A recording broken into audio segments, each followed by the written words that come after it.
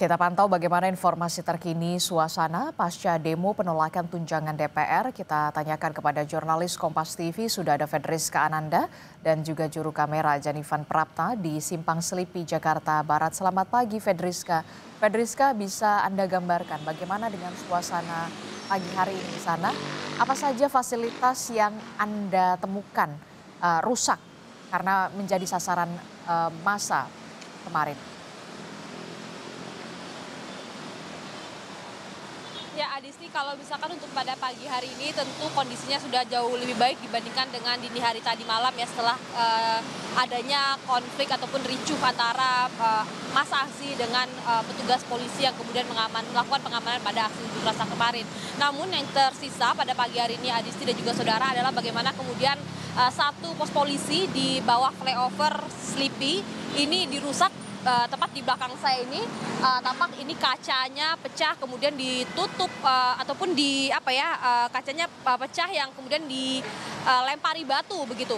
Nah, yang kemudian pada pagi hari ini juga sempat kami pantau juga tadi pagi Adisti dan juga saudara, bagaimana kemudian ini beton barrier ataupun pembatas jalan yang terbuat dari beton di Jalan Palmerah Utara ini juga rusak begitu.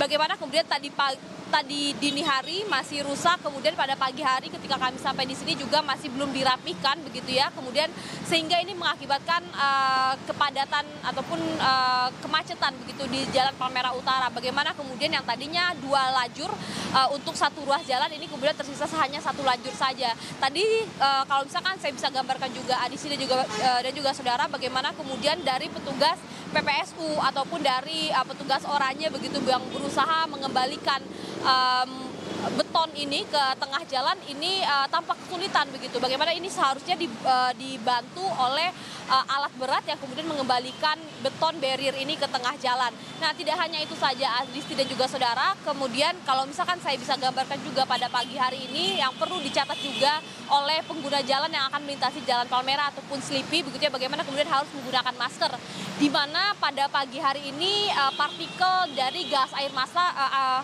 mata ini masih sangat terasa begitu. Bagaimana kemudian pada pagi hari ini hidung masih terasa perih begitu ya. Ini juga patut dijadikan catatan oleh para pengguna jalan yang akan melintas, khususnya bagi pengguna motor. Tadi terkait dengan Jalan Palmerah ini yang perlu dicatat juga bagi para pengguna jalan adalah bagaimana kemudian untuk mencari jalur alternatif karena memang agak cukup padat begitu terutama di Jalan Palmerah Utara.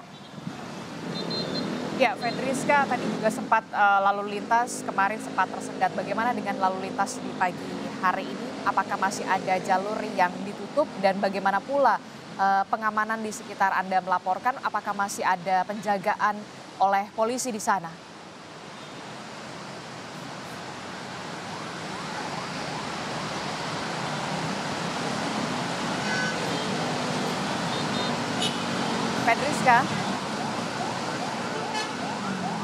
Fedriska, tampaknya kami mengalami gangguan komunikasi bersama dengan Fedriska Ananda.